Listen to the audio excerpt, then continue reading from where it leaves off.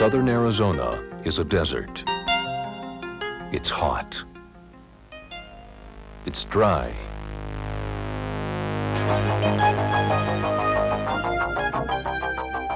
Yet it bursts with vigor, with life.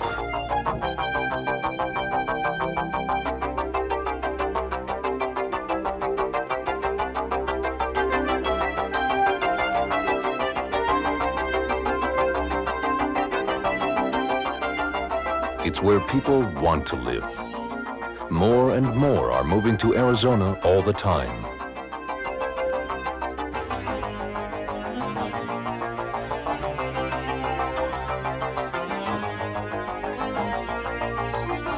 The Southwest's biggest attraction, its climate, is also the source of its biggest problem. Water, the lack of it.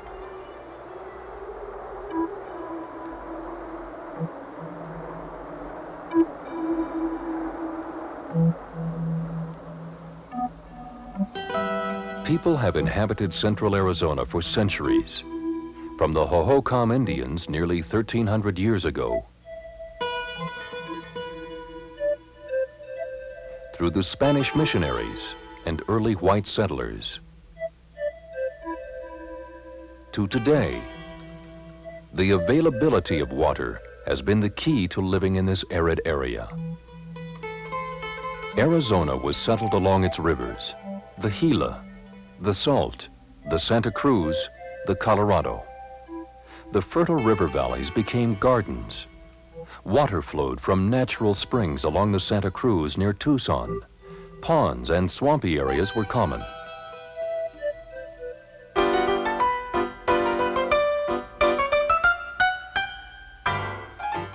As more and more people migrated to Arizona, the demand increased for the limited water supply.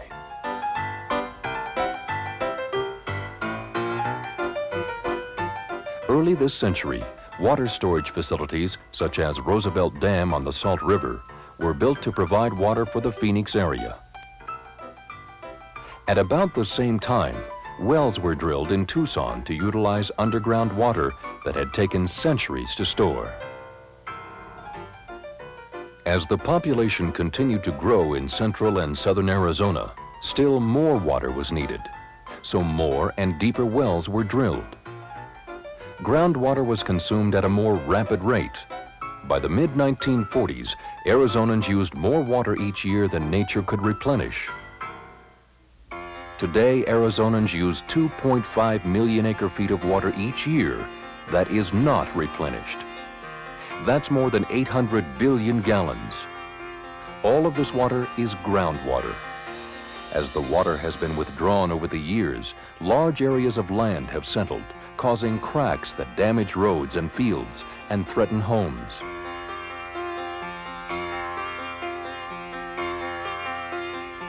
In a state as water-short as Arizona, this situation cannot continue. A balance must be reached between supply and consumption. So the state has developed a strict law to manage groundwater use. The law is designed to control use of this resource, thereby conserving groundwater supplies. Its ultimate goal is to balance demand and supply.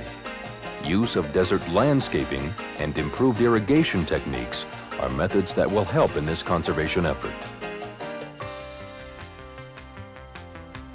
A project that will import Colorado River water to the central and southern part of the state will play a major role in solving Arizona's water problem. Arizona is entitled to 2.8 million acre-feet of Colorado River water each year, but it has been able to use only about half of this water, mostly along its western border on the river.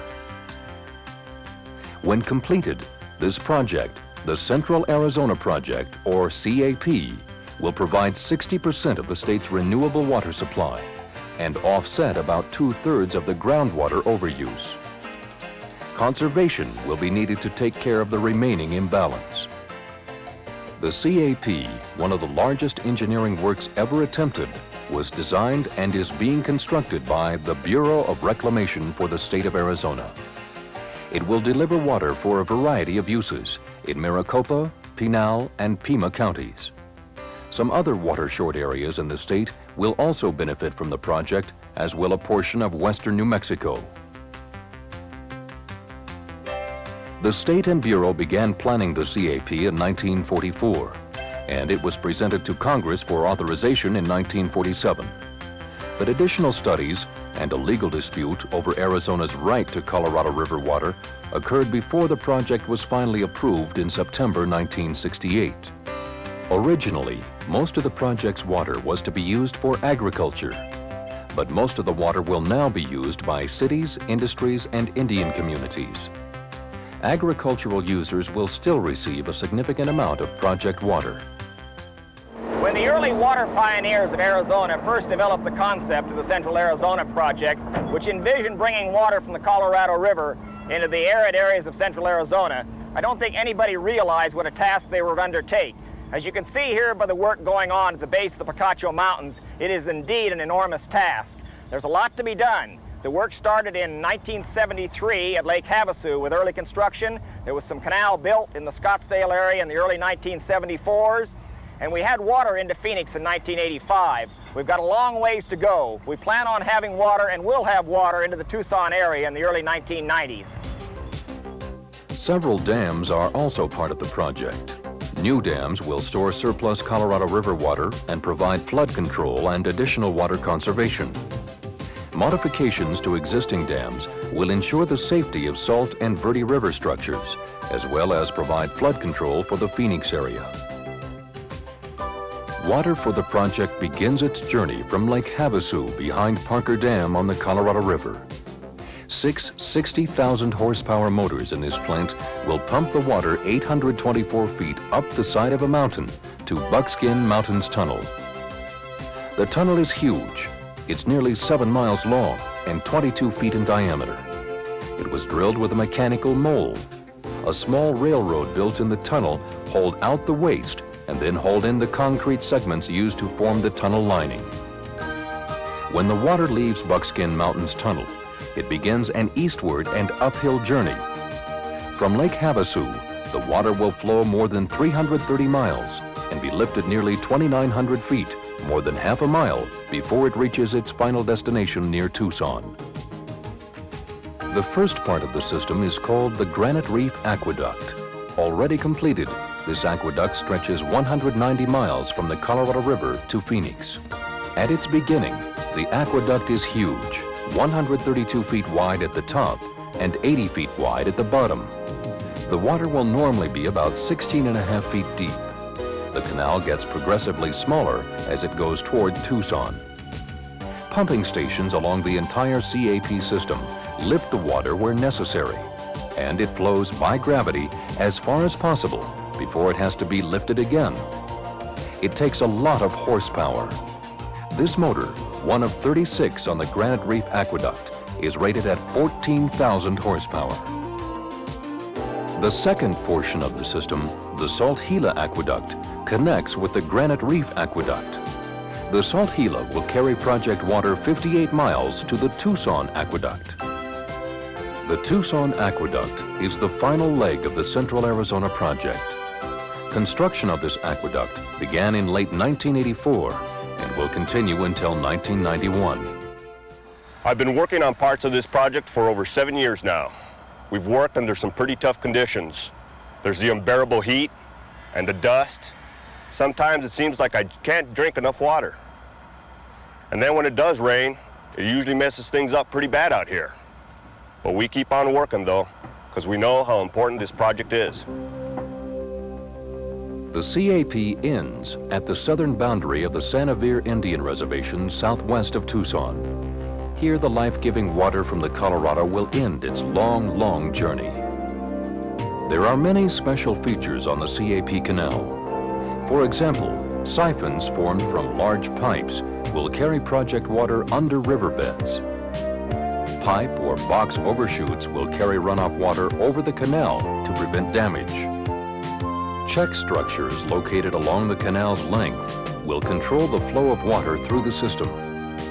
Water from the CAP canal will be turned out into smaller distribution systems for delivery to farms and cities. There are also features designed to protect wildlife and people. This fencing will keep deer and other large animals out of the canal. These bridges will allow them to cross safely from one side to the other. Near the cities, a different type of fence and locked gates will protect people. A milestone was reached in May 1985 when the first delivery of CAP water was made to the Harquahala Valley Irrigation District, 60 miles west of Phoenix. After 40 years of planning and 12 years of construction, the water was a welcome sight. We waited a long time for this water, and it'll help us in many ways. One of those ways being we won't have to pump so much groundwater. All of our business future here in this valley and in Arizona depend upon water, and the Central Arizona Project will help secure that future.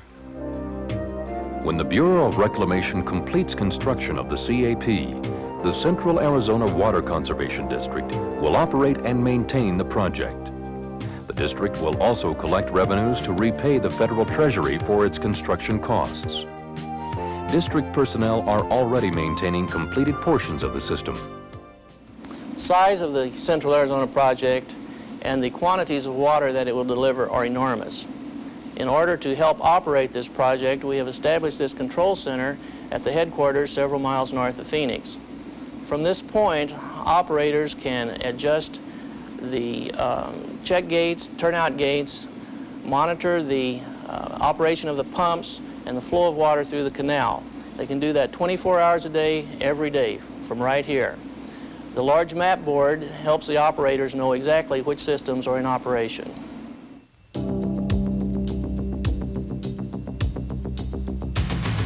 In just a couple of years, the CAP will start bringing an average of 1.5 million acre-feet of water into Arizona each year.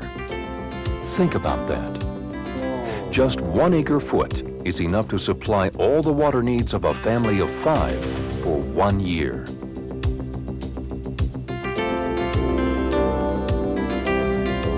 Cities and towns, homes and businesses, farms and industries, Indian communities, all will benefit from Central Arizona Project water. The project also offers the potential for increased water-based recreation, an activity already enjoyed by many Arizonans. It is also contributing significantly to knowledge of Arizona's early inhabitants and its plant and animal life. Extensive archaeological and environmental studies must be conducted for each project feature before construction can begin.